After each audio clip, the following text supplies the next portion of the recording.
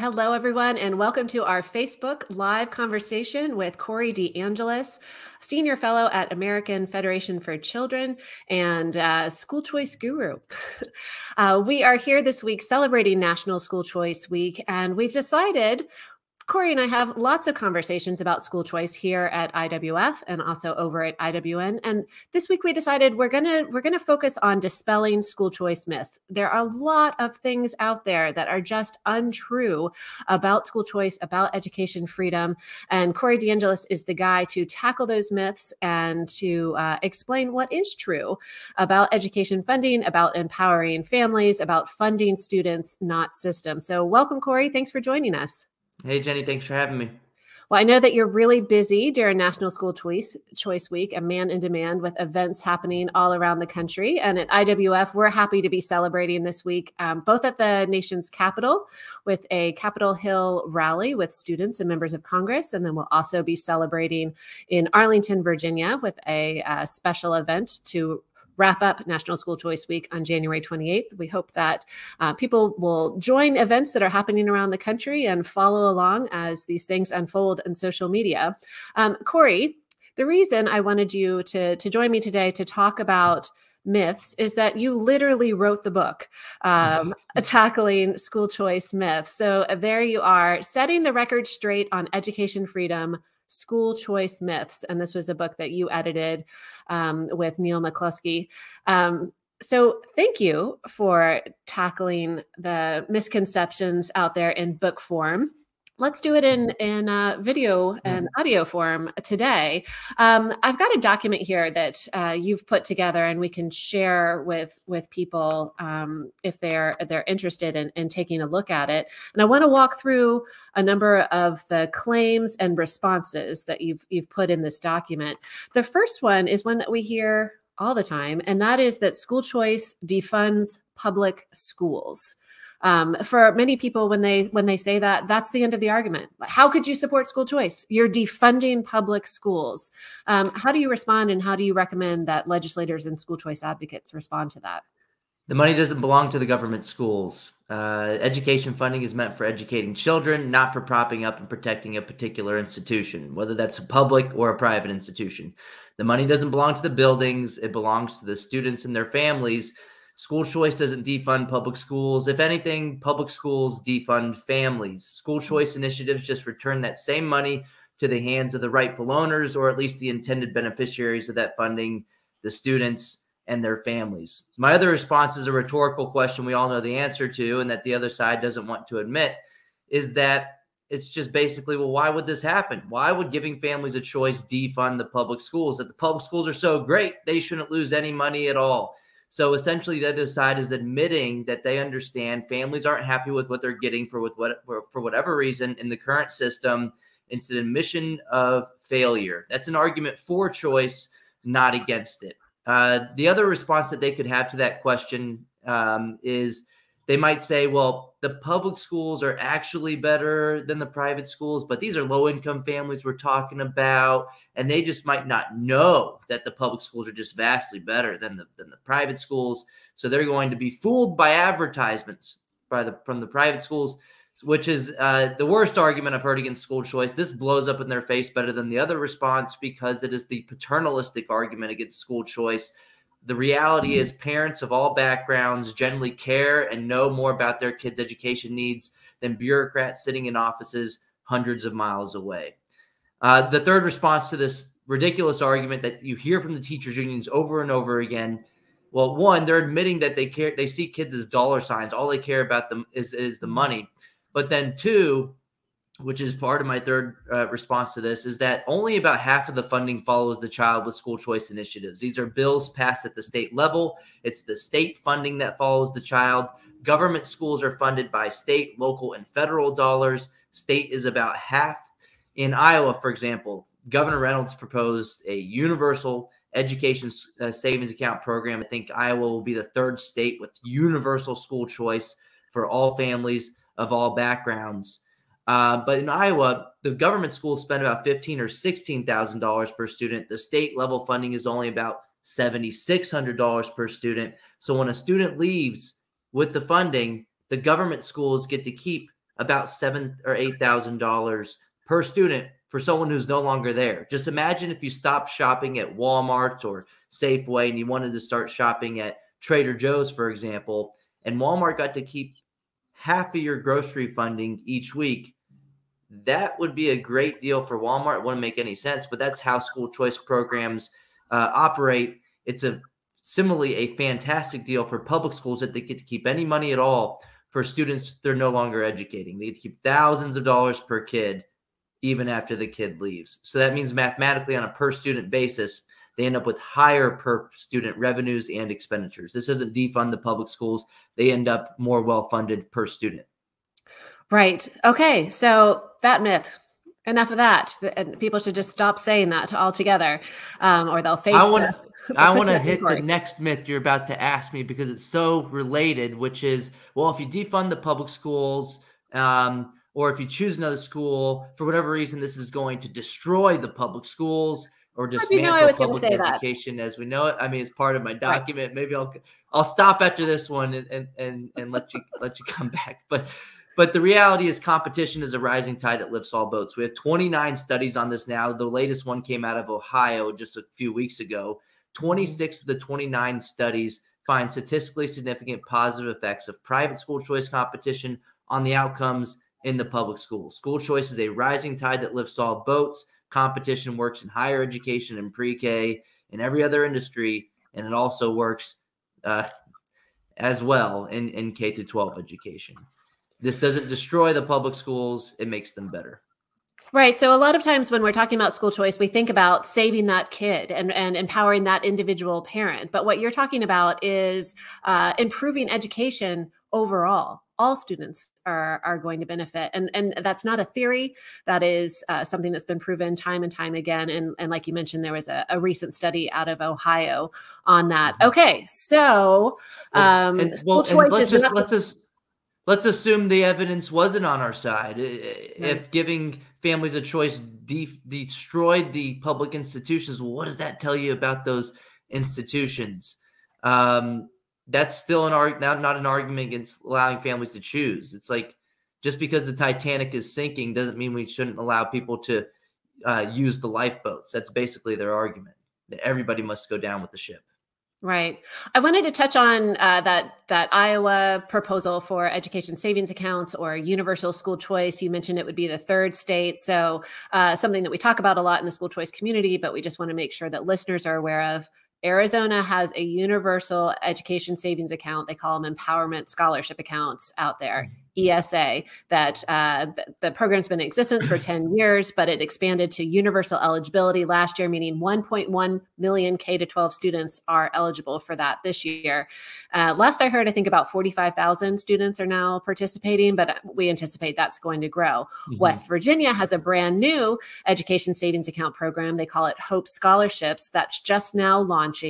And it's going to be an exciting program to watch because West Virginia is a very rural state. And there are parents who have been just anticipating and have been so excited about this program. And so we'll get to see that unfold for rural families, that ESA program. We're going to see this Iowa program. And there are other states, 8 other states that have ESAs, including Florida. And Florida's program has been historically specifically targeted to students with special needs, originally to students with extreme special needs. So you're talking about programs that serve a very rural state, West Virginia, program that serves students with special needs in Florida, and a universal program in Arizona. So it's a really exciting development. Okay. So let's dispel some more myths so we can have some more ESAs. Corey, public funds are for public schools. How dare you say otherwise?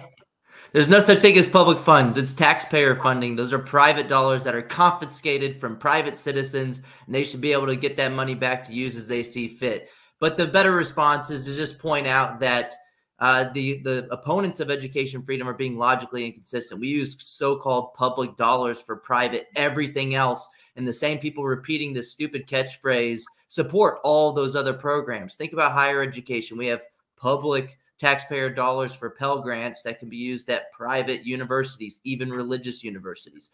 We have the Head Start program, public taxpayer dollars that can be used for private providers of pre-K services, even religious providers of pre-K. Other state-level pre-K programs are funded by taxpayer dollars, directed by parents to be used at private institutions. We have food stamps. Just imagine if we had food stamps for low-income families and we forced them to take that money to a government-run provider of groceries. That wouldn't make any sense. Whether you support or oppose the current levels of food stamp funding, we can all agree that if we're going to spend the money, it should go to people as opposed to government-run institutions that people are residentially assigned to. It's absolutely ludicrous that we do this with K-12 education. Instead, with food stamps, the funding goes to the families, and of course, they have to use it on nutrition. But that funding can be used at the provider of their choosing that's not run by the government. You can take the funding to Walmart or Safeway or Hy-Vee or Publix if you're in Florida, or Trader Joe's or any other private provider of the service of groceries. We do the same thing with Medicaid. You have Medicaid vouchers that can be used at private, even religiously affiliated hospitals. You don't have to take that to a I can go on and on and on. Section 8 housing vouchers, Social Security. Iowa, we just talked about, they have this higher education scholarship, the Iowa tuition grant. They have voluntary preschooling in Iowa. All these things, these programs that are supported by the left can be used at private providers. So get out of here with the teachers union talking point that public funds need to go to public schools. It should go to families, and they should be able to choose. Right. And absolutely ridiculous that in all other aspects of education, preschool, higher education, it's okay, but not K-12. It's just this K-12 carve out. And why is that? Well, it's because of two words, teachers unions, and they own the Democratic politicians. I must add that Democrats, as far as voters, they support school choice. Look at the Real Clear Opinion Research polling from 2022, the latest nationwide polling. Found 72% of Americans supporting school choice, with supermajority support among Republicans, Democrats, and independents. This isn't a partisan issue when it comes to voters, but it is highly partisan when it comes to elected officials, because Democrats are owned by the teachers unions, not all of them, but for a large part. Let's think about Randi Weingarten, who lies about her influence on keeping the schools closed for so long over and over again, who was also in Ukraine for whatever reason, assessing the situation recently. What was she going to do? Make the war go remote like she did with the schools in the United States? But all that aside, her union, the American Federation of Teachers, over 99% of the campaign contributions in the 2022 cycle went to Democrats as opposed to Republicans. So you get this weird kind of consistent, logical inconsistency when it comes to Democrats who are in office, who support public money going to private, everything else, and for higher and pre-K. But then when it comes to those in-between years, it's all of a sudden an issue. And then they all of a sudden adopt this pull yourselves up by your bootstraps mentality where they'll even admit, I sent my kids to private school, or I went to private school, but I paid for it myself. We didn't use taxpayer dollars to do that. You already have school choice. If you want to do that, you can just pay for it yourself. No one's saying that it's illegal to pay for private education, but then they want assistance from the taxpayer for student loan forgiveness and every other level of education and every other industry in the U.S. too. So we know they're being disingenuous. Unions? Disingenuous? This is shocking information, Corey.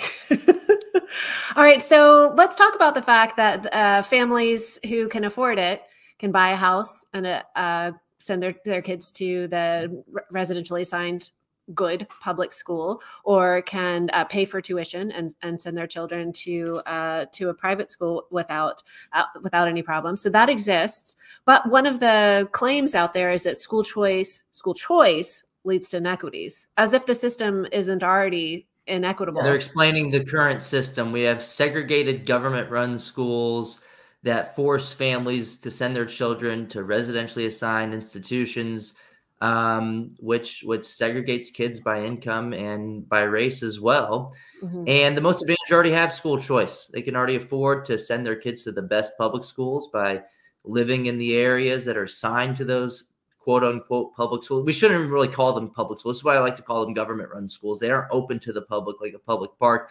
Families have actually gone to jail for lying about their address to get their kids into better so-called public schools. So let's Call them government-run or district-run schools as opposed to public schools. And then families who have are more advantaged are at least more likely to be able to pay out of pocket for private schools tuition and fees, in addition to paying for the public school or government-run school through the property tax system. Families currently have to pay twice, and not everybody can do that.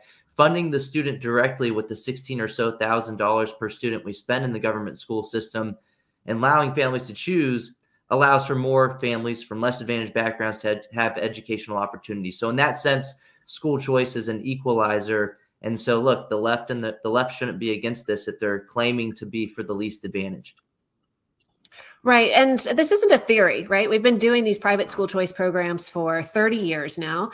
And when you dig into the data about the program, you're talking about serving low-income families for the most part, even when you're talking about education savings accounts in Arizona. When organizations like the Goldwater Institute or Heritage Foundation take a look at who's taking advantage of ESAs, often it is the families who could not afford the good neighborhoods or to pay for tuition on their own. Corey, school choice is bad for teachers. How could you advocate for something that's bad for teachers? Well, who's staffing the schools in the private sector? Last I checked, there are teachers in private schools and charter schools as well, and micro schools. What about them? Hundreds of thousands of teachers in these schools. Yes. Exactly. So they're ignoring the other sectors, but it's even worse than that. I actually kind of agree that the government school system today is horrible for teachers.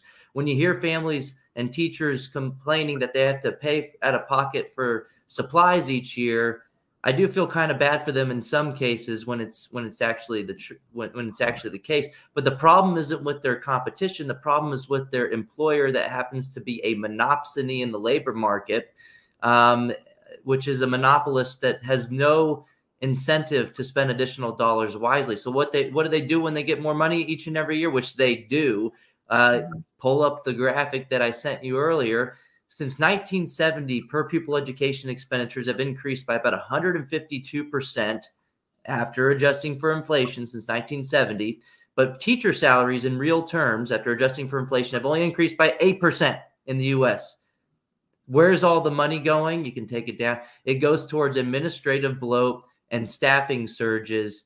And staffing surges are great for teachers' unions, and their bosses like Randy Weingarten, who make over $500,000 a year, because that you put more people into the buildings, you have more dues-paying members, so that's more union revenues that could be funded to use to fund their political contributions. And they don't care if it's teachers or not. Campaigns. It's not going to the teachers. Right. Well, and the people who pay the dues aren't necessarily teachers, right? Yeah, it's support called staff, administrators. Yeah.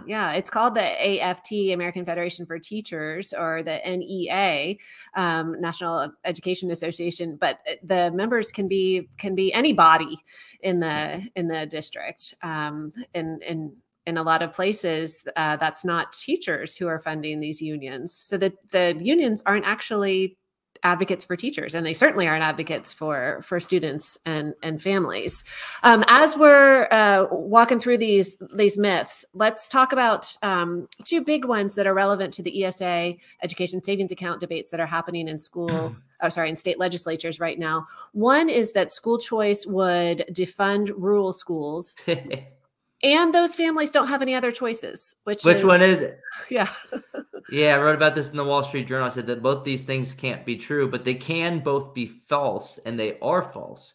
One, the money doesn't belong to the schools. And then this is the same myth we debunked earlier, which was the first one we talked about. But if it really is true that you can't use the program and you don't have any private schools in your area, you have the weakest argument against school choice if your main argument is that it'll decimate your public schools. One, if you're saying the rural public schools are the lifeblood of your community and those are the best public schools in the state, you should have nothing to worry about. You should be the last person voting against school choice. This logically inconsistent argument is just an excuse for Republicans in deep red areas to vote against their party platform issue and with their superintendents and other special interests in the area.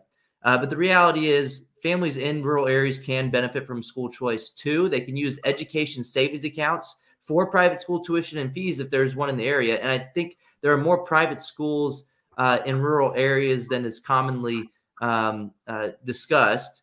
But then two, if you don't have a brick and mortar private school, you can use the education savings account funding to use for private tutors, homeschooling expenses, micro schools, where you don't have to build another brick and mortar school, which would entice a bigger supply side response in rural areas. And this is why I'm glad to see ESAs being pushed in other states. And look, we talked about West Virginia earlier. They have the second most expansive ESA program in the nation. It's about to be fully universal in a couple of years. And they're according to some data sources, the third most rural state in the country. And their legislators somehow were able to go and vote with their party platform issue school choice and empower all families in the state. And so they had no problem doing it. And I've also tweeted out the 9 most rural states according to Census Bureau data. All 9 of those most rural states in the U.S. have some form of private school choice. Their rural schools are fine. And in Florida, there's this recent study that came out that found that the number of private schools in rural counties in Florida over the last decade or so have doubled. So when demand is there, supply comes and meets demand as well. And Florida has also found that their public schools have gotten a lot better and are now at the top of the nation's report card, according to the Urban Institute's America's Grade Book. After adjusting for differences in student demographics across states, Florida's at the top of the pack, whether you're looking at math or reading 4th or 8th grade test scores on the nation's report card. And that's been since they were at the middle of the pack a couple of decades ago, and since they've expanded school choice programs. Bottom of the pack. I just interviewed Governor Jeb Bush for our new IWF Students Over Systems podcast, and he was saying that Florida graduation rates were at 50%, and we were either at the bottom or just ahead of Mississippi before he came in and introduced a number of different elements, including a huge push for school choice that turned the system around. So very proud of the Florida success story. Final myth that's very relevant to the ESA conversation, and that's the concern among the homeschooling population and sometimes among the private school population that the government dollars come with government strings, and really this is going to end up regulating home education. How do you respond?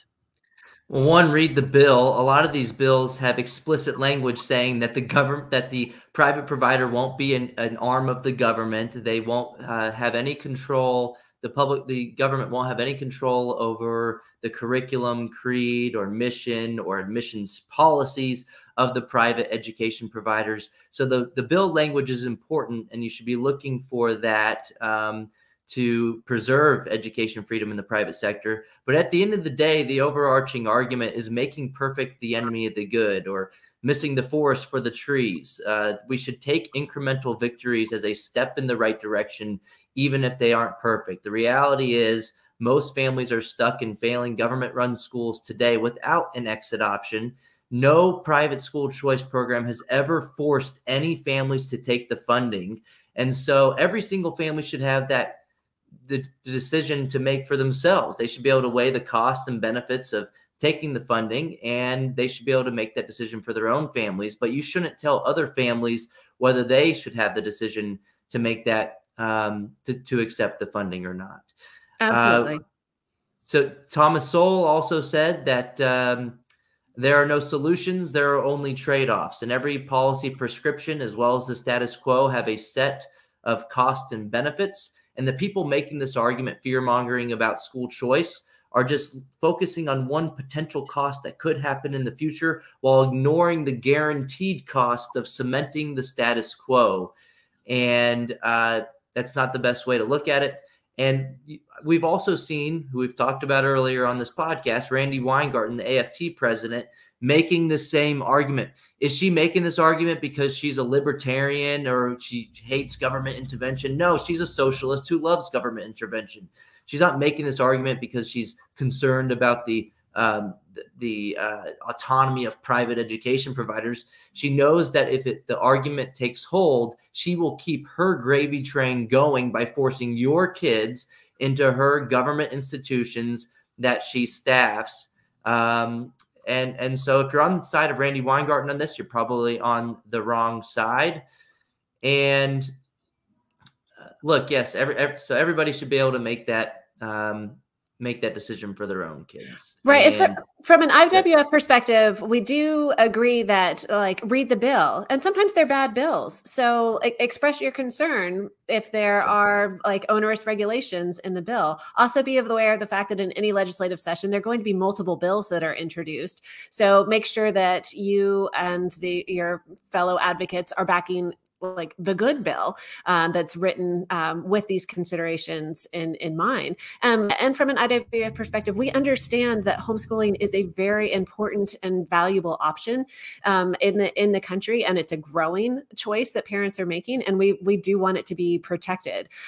So like, hear Corey, hear the advocates say that you can be an ESA participant or you can choose not to participate. Either way, you can homeschool, but nobody in the school choice community is trying to take away homeschooling or erode that freedom. We're very supportive of that. Corey, two more additions to that. One is that some bills allow you to separate homeschoolers from ESA students. So if you don't accept the money, you're a pure homeschooler. If you do accept the money, you're not a homeschooler, even if what it looks like you're doing is homeschooling.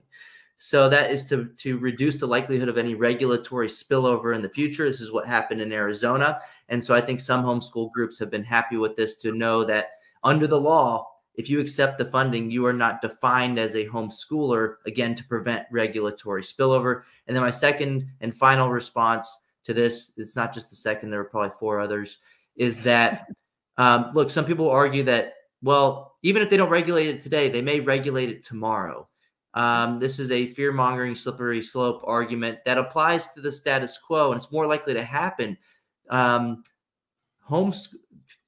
Students today are more likely to grow up and vote to regulate private and home education tomorrow if they're going through a government-run, government-controlled system that they cannot opt out of. If you have millions of kids, we have 50 or so million kids in the public school system today, they're more likely to grow up to vote to regulate private and home education together if they're in government institutions that teach you that big government is good. If you have school choice in the short run, or right now, that helps us fend against those future calls for regulations in 2 ways. One, it gives us a bigger tent. We have more people fighting to defend private and home education if you have more people involved in private and home education. And then 2, it means that you'll have the concept being more mainstream. If people are experiencing private and home education, it's not some icky thing in the corner that some people are doing that we don't know what it is.